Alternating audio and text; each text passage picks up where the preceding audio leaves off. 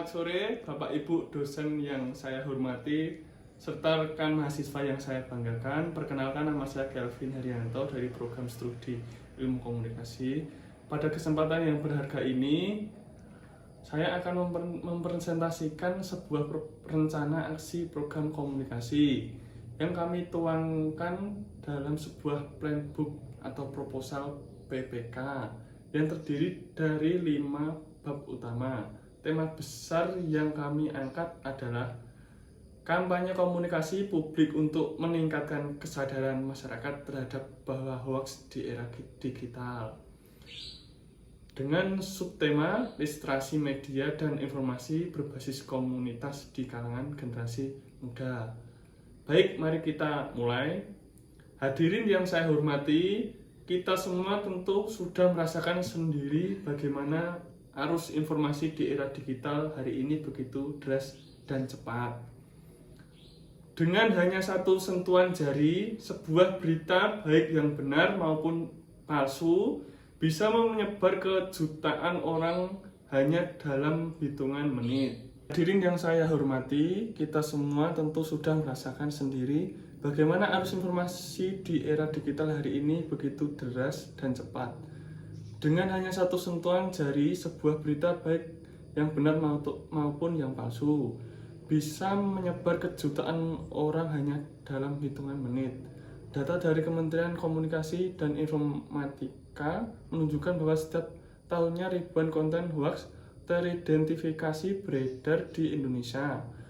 Dan yang paling memprihatinkan, generasi muda adalah kelompok yang paling aktif mengonsumsi sekaligus menyebar informasi tersebut tanpa selalu memverifikasi kebenarannya terlebih dahulu. Kondisi ini melahirkan sebuah kebutuhan yang sangat mendesak. Program komunikasi berbasis edukasi yang mampu membangun kesadaran dan literasi informasi di kalangan masyarakat, khususnya generasi muda.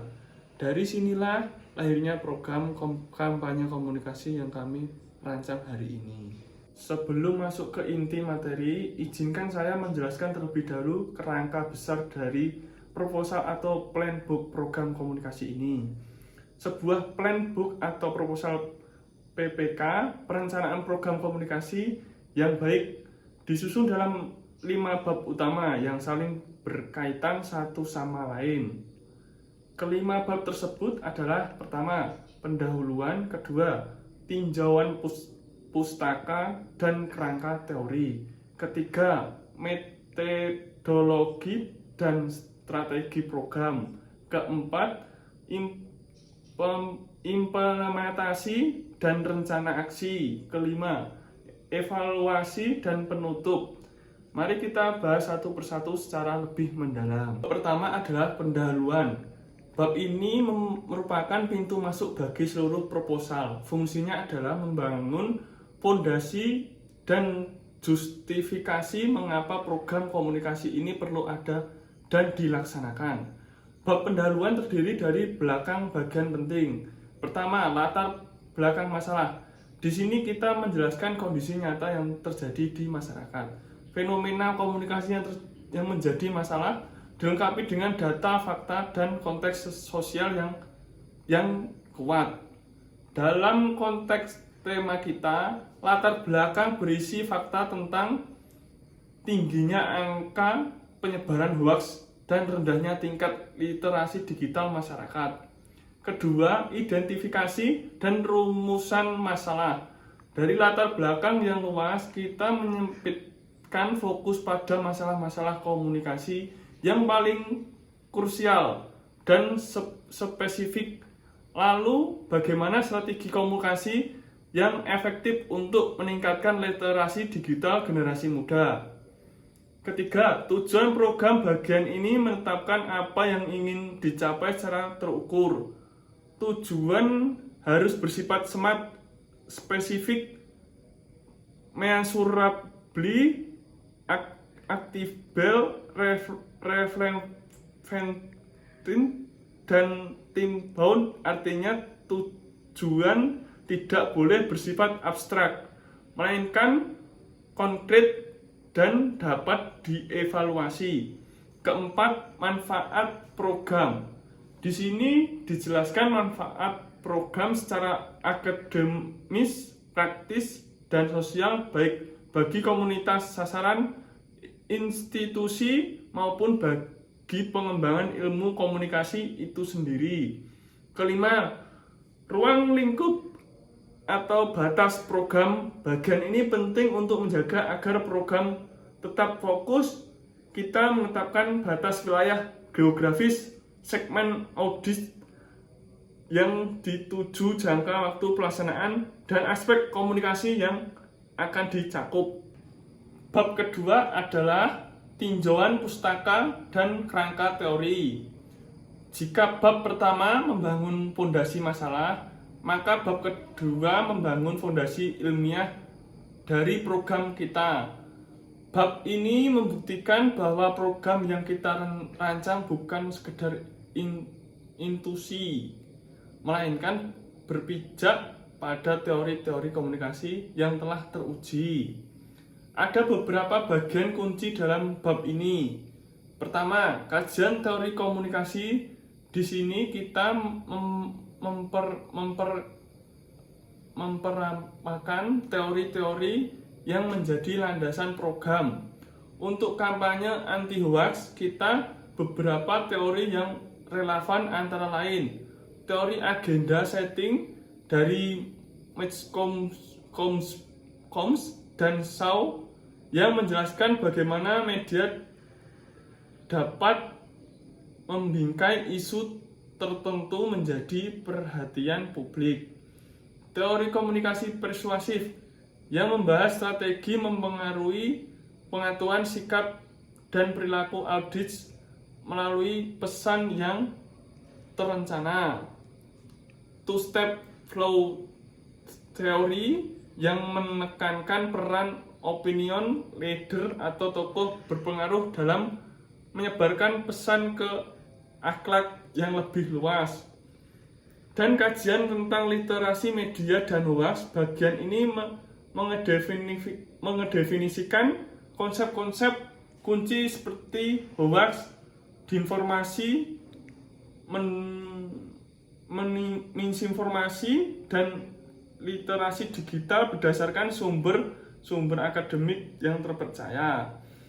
Ketiga, penelitian terdahulu. Kita mengaji hasil penelitian dan program komunikasi serupa yang pernah dilakukan sebelum ini berguna untuk dua hal.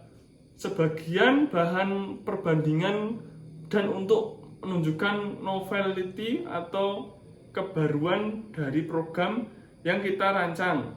Keempat, kerangka pemikiran. Bagian ini biasanya disajikan dalam bentuk bagan atau diagram yang menggambarkan alur logis dari program kita, mulai dari input, proses komunikasi, output, hingga dampak yang diharapkan. Bab ketiga adalah metodologi dan strategi program.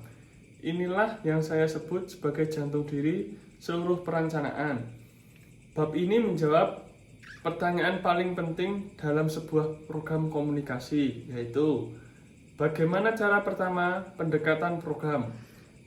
Kita menentukan apakah program menggunakan pendekatan kualitatif dan kuantitatif atau gabungan keduanya untuk analisis situasi maupun evaluasi hasil program. Kedua, analisis situasi.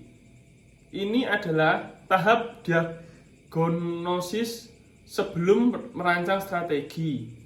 Kita menggunakan beberapa alat analisis komunikasi, antara lain analisis SWOT, mengidentifikasi kekuatan, kelemahan, peluang, dan ancaman dari program kita. Analisis stakeholder, memetakan siapa saja pemangku kepentingan yang terlibat dari pemerintah, komunitas, media, hingga sponsor potensial. Analisis audits, melakukan segmentasi berdasarkan demografi, psikografi, dan perilaku komunikasi dan kelompok sasaran kita. Ketiga, penentuan target audit berdasarkan hasil analisis. Kita menetapkan audit primer, yaitu kelompok yang paling menjadi program serta audit sekunder dan tersier. Keempat, perumusan pesan kunci. Ini adalah bagian yang sangat kritis dan komunikasi kita memuaskan pesan untuk kampanye, menentukan tone of voice atau nada komunikasi, serta memastikan pesan tersebut relevan dan dapat diterima oleh audit sasaran.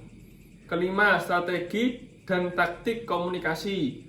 Di sini kita merancang blueprint komunikasi secara menyeluruh, meliputi pemilihan saluran media, pendekatan kreatif, pemanfaatan opinion leader atau influencer, serta integrasi berbagai platform media dalam satu strategi yang kohesif. Keenam, timeline dan anggaran. Kita menyusun jadwal kegiatan dari bentuk Gantt dan merinci alokasi biaya per komponen kegiatan secara transparan. Bab keempat adalah implementasi dan rencana aksi. Kalau bab ketiga adalah perencanaan strategi di atas kertas, maka bab yang keempat adalah blueprint pelaksanaan nyata di lapangan. Disinilah semua rencana diterjemahkan menjadi langkah-langkah konkret yang dapat dieksekusi. Bab ini mencakup beberapa hal utama. Pertama, tahapan pelaksanaan program. Program kita dibagi menjadi 4 fase beruntun. Fase pertama, pra-kampanye, meliputi riset baseline untuk mengukur kondisi awal audit, pembentukan tim pelaksanakan produksi konten dan materi komunikasi. Fase kedua, peluncuran kampanye. Ini adalah momen kick-off atau peluncuran resmi program aktivitas media sosial, event perdana, dan pemberhentian awal. Fase ketiga, kampanye aktif. Tahap ini pelaksanaan distribusi konten secara konsisten, workshop literasi, roadshow ke komunitas-komunitas, serta interaksi aktif dengan audit. Fase keempat, evaluasi dan penguatan. Monitoring berkala, penyesuaian strategi berdasarkan data yang masuk, dan penyusunan laporan. Kedua, desain pesan dan materi komunikasi. Kita menjelaskan konsep kreatif secara menyeluruh, visual identity, teknik kampanye, serta format konten yang disesuaikan untuk masing-masing platform. Mulai dari Instagram, TikTok, YouTube, WhatsApp, grup, hingga media cetak seperti poster dan live feed. Ketiga, manajemen tim, menetapkan struktur tim yang jelas. Siapa komunikator utama, siapa tim kreatif, siapa yang bertanggung jawab di lapangan, dan siapa koordinator evaluasi. Keempat, manajemen resiko komunikasi. Setiap program pasti menghadapi hambatan. Di sini kita mengidentifikasi potensi risiko seperti resistensi, audit, miskomunikasi, atau krisis reputasi, dan menyiapkan strategi mitigasinya. Kelima, indikator keberhasilan atau KPI. Kita menetapkan key performance indicators yang terukur seperti jumlah audit yang terjangkau, tingkat engagement atau keterlibatan, jumlah peserta yang mengikuti program, serta yang paling penting, perubahan nyata dalam pengetahuan sikap dan perilaku audit. Bab kelima dan terakhir adalah evaluasi dan penutup. Bab ini seringkali dianggap sepele, padahal justru inilah yang membuktikan apakah sebuah program komunikasi berhasil atau tidak. Bab kelima berfungsi sebagai mekanisme pertanggungjawaban ilmiah dan refleksi menyeluruh atas program yang telah dirancang. Pertama, rencana evaluasi program. Kita menetapkan model evaluasi yang akan digunakan. Salah satu yang paling komprehensif adalah model CIPP, singkatan dari Contract, Input, Proses, dan Produk. Model ini mengevaluasi program dari 4 dimensi sekaligus. Selain itu, kita juga menggunakan pre-stance dan post-stance, yaitu pengukuran pengetahuan dan sikap audit sebelum dan sesudah program, untuk melihat apakah terjadi perubahan yang signifikan. Kedua, metode pengukuran dampak. Kita menjelaskan instrumen yang akan digunakan: kuesioner, terstruktur wawancara mendalam, focus group discussion atau FGD, analisis media monitoring, hingga analisis sentimen di media sosial. Ketiga, rencana pelapor dan dimensionasi hasil. Kita menetapkan format laporan akhir, mendiseminasikan temuan program kepada pihak-pihak yang lebih luas. Keempat, rencana keberlanjutan program atau sustainability plan. Ini adalah bagian yang membedakan program yang baik dari program yang luar biasa. Kita merencanakan bagaimana program dapat terus berjalan dan dikembangkan secara mandiri oleh komunitas melalui pembentukan relawan lokal, kementerian dan institusi, atau digitalisasi modul pelatihan.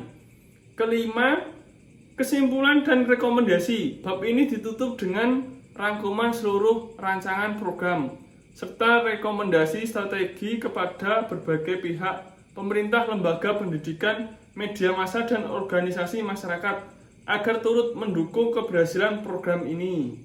Saya hormati, izinkan saya menutup presentasi ini dengan sebuah rangkuman. Kita telah bersama-sama membahas sebuah rencana aksi program komunikasi bertema kampanye anti-hoax yang dirancang dalam struktur plan box 5 bab. Bab pertama, membangun fondasi masalah mengapa program ini perlu ada.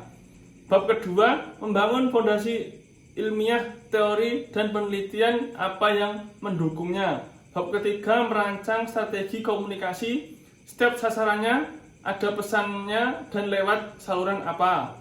Bab keempat, menerjemahkan strategi menjadi aksi nyata di lapangan, tahap tim, konten, dan indikator keberhasilan. Bab kelima, memastikan bahwa semua yang telah dilakukan dapat diukur, dipertanggungjawabkan, dan dilanjutkan. Kami percaya bahwa program komunikasi yang terencana dengan baik, berpijak pada teori yang kuat, dan berorientasi pada perubahan perilaku nyata adalah salah satu kontribusi terbesar yang dapat diberikan oleh ilmu komunikasi kepada masyarakat. Demikianlah presentasi yang dapat saya sampaikan. Atas prihatin Bapak, Ibu, dan rekan-rekan sekalian, saya mengucapkan terima kasih yang sangat sebesar-besarnya. Apabila ada pertanyaan, saya dengan senang hati akan menjawab dengan sebaik yang saya mampu.